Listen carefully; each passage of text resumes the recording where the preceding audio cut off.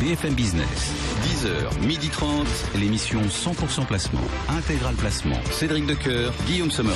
On vous propose, comme promis, une spéciale Euro-Croissance aujourd'hui. Ces nouveaux contrats d'assurance vie qui commencent peu à peu à être commercialisés. C'est un événement, bien sûr, dans le monde de l'épargne. Pour ou contre ces nouveaux contrats Euro-Croissance, devez-vous y souscrire? Pour répondre, on vous propose un match aujourd'hui. L'équipe des pour à notre droite, l'équipe des contre à notre gauche. On va démarrer avec l'équipe des pour.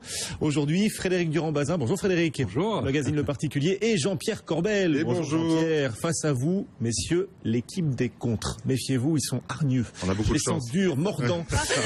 Laurence Delin. Bonjour Laurence. Bonjour. Et Jean-Philippe Dubosc.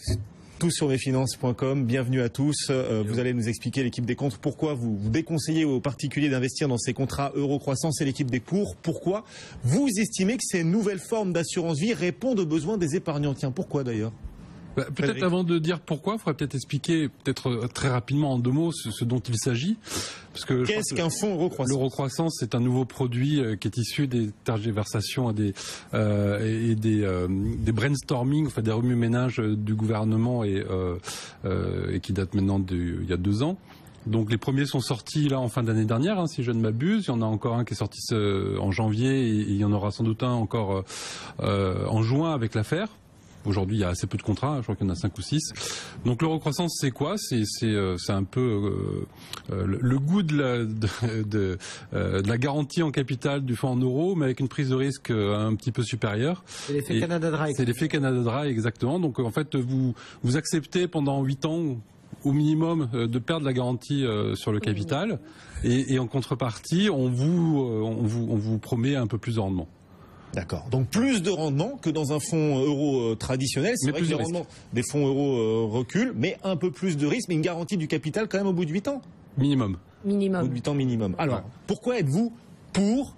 L'équipe des pour, là, faut se réveiller. Pourquoi êtes-vous pour ce contrat Euro-Croissance? Alors moi j'ai expliqué, je laisse à mon voisin. Allez, what else? What else? Qu'est-ce que je vais faire d'autre? Alors on va nous expliquer que les fonds en euros classiques c'est vachement mieux. Je suis obligé d'anticiper sur les comptes. Donc on va nous dire que les fonds en euros c'est vachement mieux. Et moi je vais dire que j'ai adoré la période où je croyais au Père Noël. J'ai adoré ça.